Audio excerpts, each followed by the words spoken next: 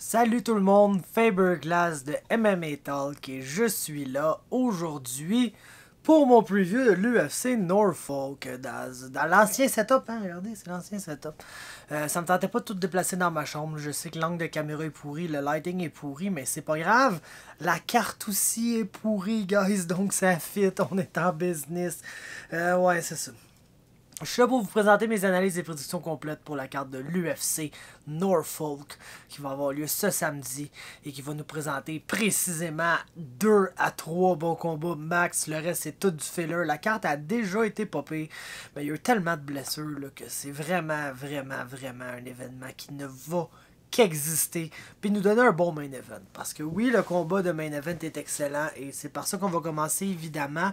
C'est un combat de championnat chez les 125 livres. Henry Cejudo qui met cette ceinture-là vacante après l'avoir remporté des mains de Demetrius Johnson. Je pense qu'il a défendu une fois, si je ne me trompe pas, le contre Dillashaw, mais bref, en tout cas.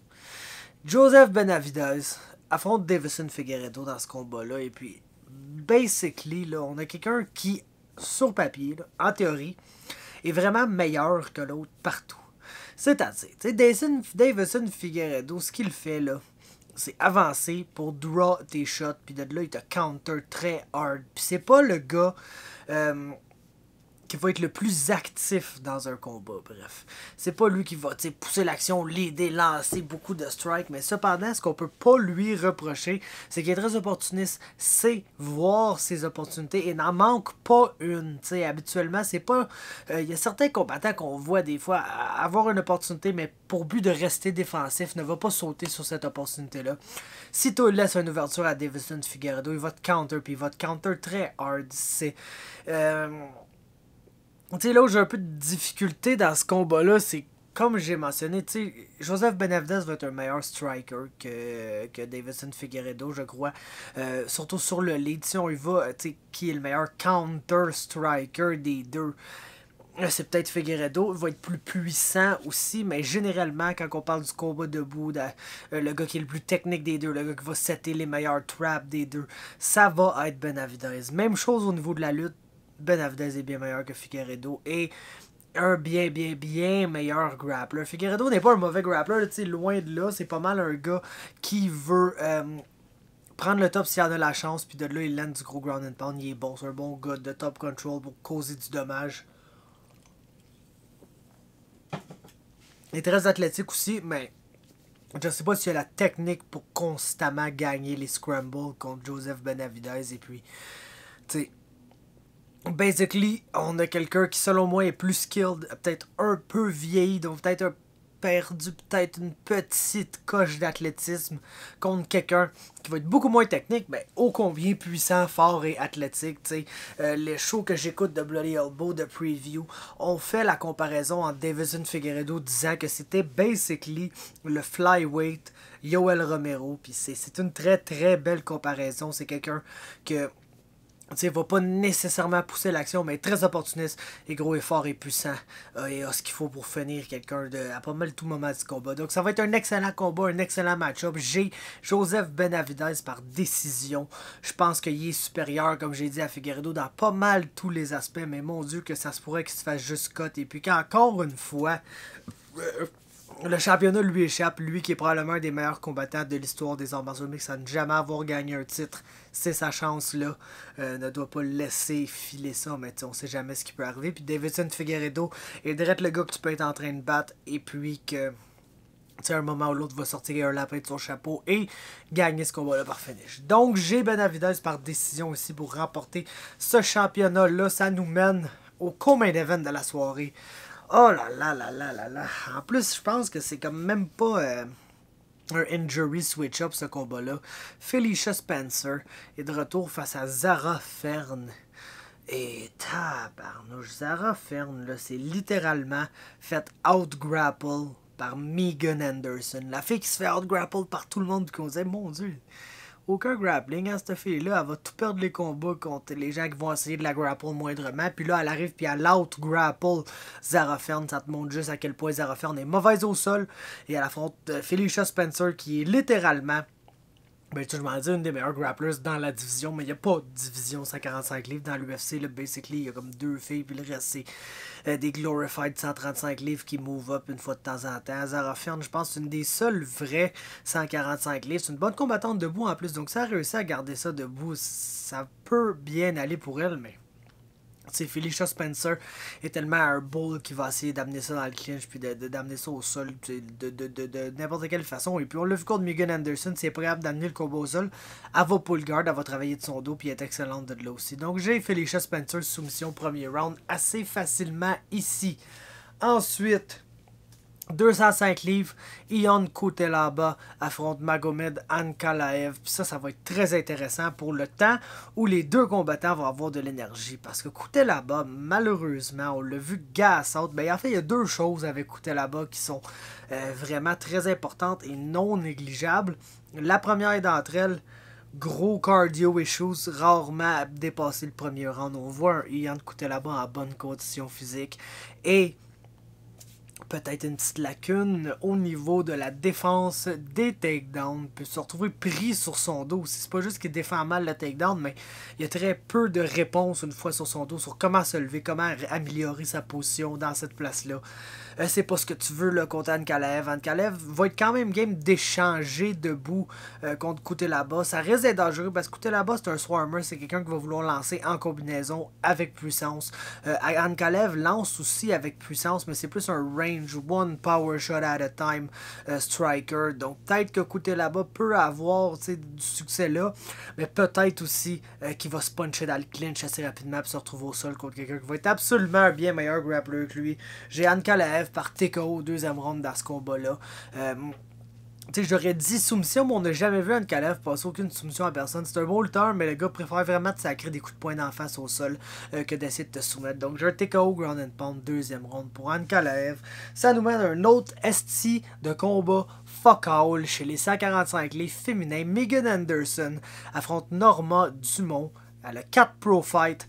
Elle s'est battue seulement qu'à 135 livres dans l'UFC et contre des filles vraiment, vraiment plus petites qu'elle. Des filles qui se battaient à 125, voire même à 115. Là, elle affronte quelqu'un qui a 5 pouces de grandeur sur elle. J'ose même pas imaginer le reach difference. Et puis, tu sais, encore une fois, on voit en Dumont une kickboxer qui est peut-être pas une très très bonne grappler. Donc j'ai comme l'impression que c'est le genre de combat où Megan Anderson va peut-être pouvoir justement réutiliser son grappling qu'on a vu améliorer à son dernier combat. Puis c'est vrai, tu sais, de façon offensive, Megan Anderson n'est pas une mauvaise grappler. C'est quand elle se retrouve défensivement. Désolé, je bois du 7-Up, j'ai des rottes là. Mais c'est ça, défensivement, des fois qu'on trouve des lacunes à sa game, qu'on voit que il y a telle affaire qu'elle a de la difficulté, telle autre affaire qu'elle a de la difficulté, puis elle a de la misère à sortir des positions. Mais si elle décide de grappler offensivement, elle est capable de se prendre une bonne position en top control, de laisser aller ses mains, d'espérer que son adversaire lui donne le dos. Je pense que ça va être à peu près ça. J'ai Megan Anderson par rear naked choke au deuxième round. Ça nous mène au premier combat de la même card, Grant Dawson, Derek Minner, qui est un short notice, qui est un one-round fighter, là, à la base, quelqu'un qui va absolument tout donner ce qu'il y a au premier round, puis ce qu'il y a, ben, c'est au sol. C'est quelqu'un qui va vouloir amener le combat au sol et essayer de travailler là, que ce soit sur son dos ou sur le top, il est assez à l'aise. Le problème, c'est que Grant Dawson aussi, c'est sa spécialité, est un grappler, d'après moi, va être plus près que lui, a plus de cardio que lui, c'est pas bien facile à avoir plus de pas bien difficile, c'est-à-dire avoir plus de cardio que Minner. Donc j'ai Dawson soumission au deuxième round. Je pense que le premier round, ça va être à l'avantage de Dawson de prendre ça peut-être un peu plus tranquille, parce que oui, Minner est dangereux au premier round, fait que je niaiserai pas trop avec ça.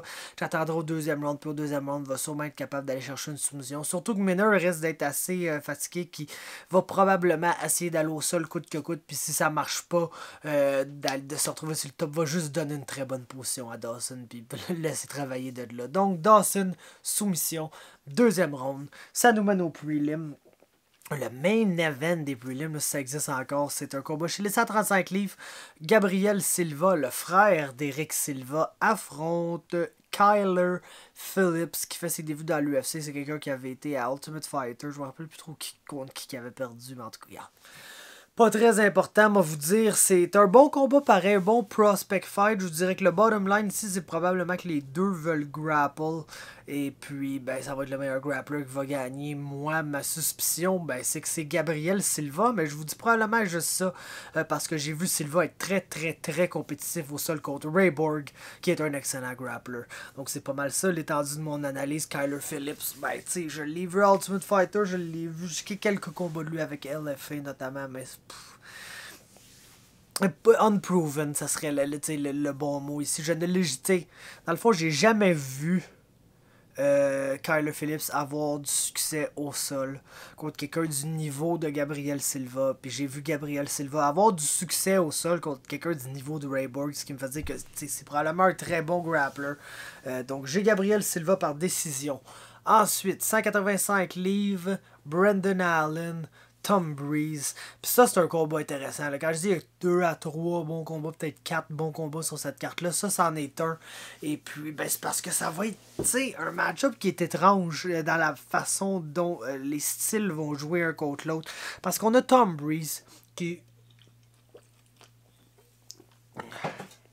est très bon, tu sais. Il est vraiment un bon striker, un bon grappler. Lutte très bien aussi. Fait quand même tout bien. N'est pas excellent dans rien cependant.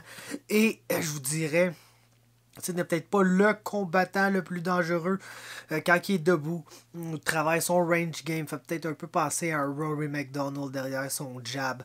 Quand il est au sol, va y aller, tu sais, position wise. C'est quelqu'un qui, si tu le forces à grappler, il peut t'out-grapple. Il a out-grapple Keita Nakamura. C'est sûr qu'il était vraiment plus gros que Keita, mais n'empêche que c'est un très bon grappler là, ici qui est venu out-grapple. Puis on a Brandon Allen d'un autre côté qui, oh mon dieu, est unstructured là, sa game, mais c'est tellement un grand et long middleweight. Il n'y a aucune idée comment se battre à range. Quelqu'un qui veut crash la pocket, clincher avec toi, et puis espérer se retrouver dans des échanges de grappling ou en scramble. Il est absolument redoutable avec ses front headlock choke, que ce soit la guillotine, le Darce, l'anaconda, toutes ces choses-là. Donc, oui, ça va être quelque chose à surveiller pour Tom Breeze, mais le fait que Brandon Allen est si grand et si long que ça, est incapable de se battre à range, ben ça me laisse croire que, tu sais, probablement que ce combat-là va se jouer dans le style de Tom Breeze, sur qui c'est pas tant facile que ça, là, couper le range. Puis si tu coupes le range, tu te retrouves dans un bon clinch, d'un bon clinch fighter qui est capable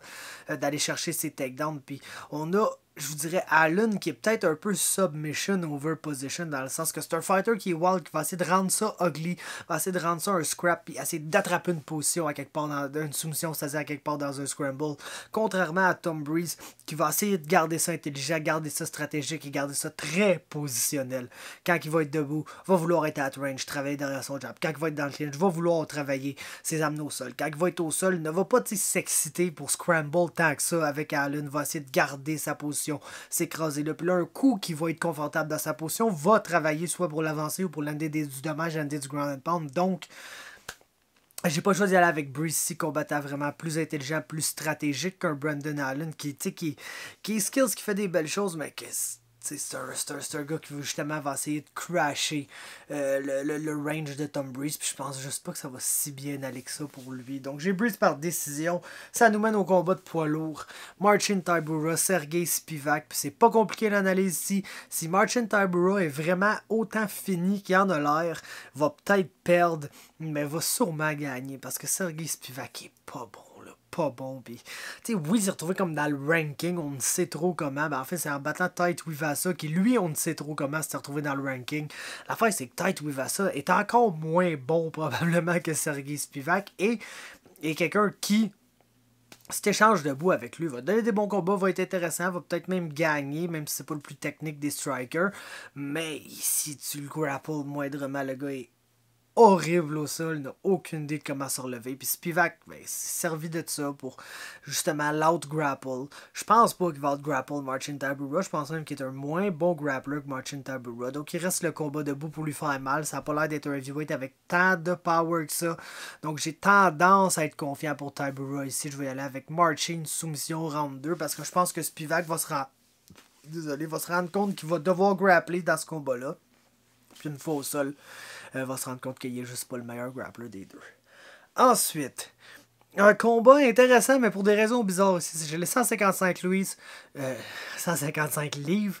Luis Peña, Violent Bob Ross affronte Steve Garcia, qui est absolument un 145 livres, mais un 145 livres de 6 pieds. Oh, 145 livres de 6 pieds, il est quand même gros pour un, tu sais, ça va faire de l'allure à 155 livres.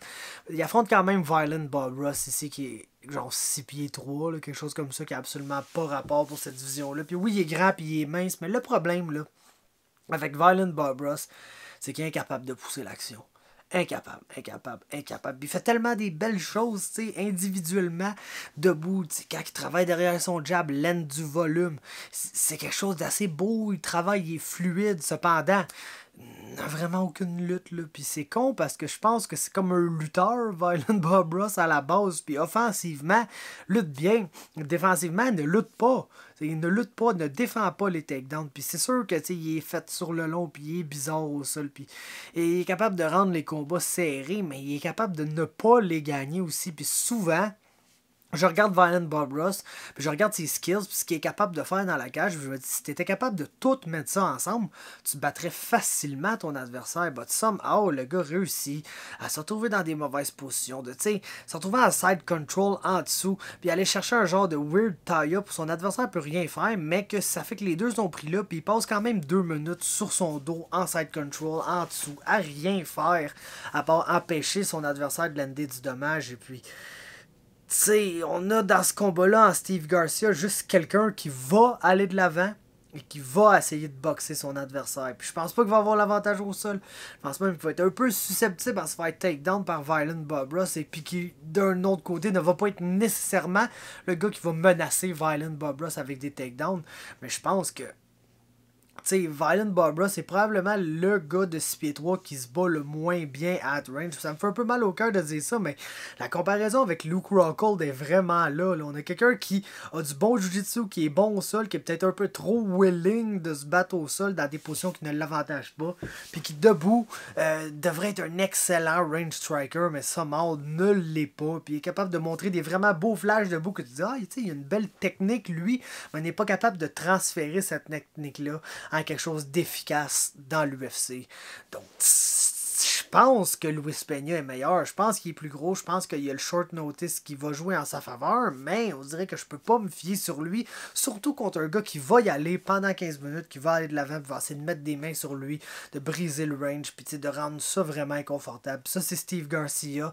Et ben, je l'ai par décision ici. Garcia, par décision, ça nous mène un autre combat chez les 145 livres. Jordan Griffin face à TJ Brown. Puis dans le fond, on a Jordan Griffin qui est pas bon, puis qui semble ne pas être en mesure de rien gagner dans l'UFC, mais qui est quand même très athlétique, et qui affronte TJ Brown, ben, qui est pas bon, qui a jamais gagné dans l'UFC parce que c'est son premier combat, mais qui arrive avec une fiche de 14-6 qui est probablement pire que la fiche de Jordan Griffin. Puis le problème avec Brown, c'est qu'à chaque fois qu'il y a quelqu'un de moindrement plus athlétique que lui, ben il perd. Puis Jordan Griffin est plus athlétique que lui, donc j'ai aucune confiance en Jordan Griffin, mais je vais quand même y aller avec Jordan Griffin.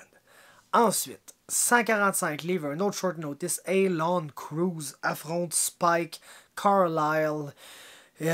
Oh mon dieu, Spike Carlyle est pas prêt. Il est juste vraiment pas prêt d'être dans l'UFC. Puis tu sais, c'est quelqu'un qui est vraiment, vraiment, vraiment, vraiment dépendant sur sa lutte. Va vouloir amener le combat dans la cage. Puis tu sais, pogne un single leg de là, puis essayer de le finir. Puis c'est même pas un bon chain wrestler, vraiment. C'est pas quelqu'un qui va pogner le single, puis là, on va switch au double, va revenir à un single, va essayer un trip. Non, c'est un gars qui s'accroche à un single leg, puis tu sais, quand tu penses au genre de gars qui est très propice là, de se retrouver contre la cage, plié en deux sur un single leg, en train de manger des Travis Brown elbow, ben ça, c'est Spike Carlyle. Puis contre Elon Cruz, ben je vous dis pas qu'il y aura pas beaucoup de clinch dans ce combat-là. Je pense qu'il va y avoir beaucoup, beaucoup, beaucoup de clinch. Mais je pense que ça va être à 50-50 dans le clinch. Cruz défend quand même bien les takedowns. Puis at range va avoir un gros avantage. C'est quelqu'un qui ne lance pas vraiment en combinaison. A tendance un peu à lancer one power shot at a time. Mais tu sais, ça va être contre quelqu'un qui a littéralement pas de combat debout. Donc j'ai Elon Cruz par décision aussi. Je ne serais même pas surpris qu'il réussisse à aller chercher un autre highlight reel finish comme il a fait au Contender Series. Mais Carla a l'air assez tough. Il est gros. Donc je vais aller par décision aussi. Mais je pense que Cruz, avec son offense debout, va avoir les meilleurs moments et va gagner ce combat-là.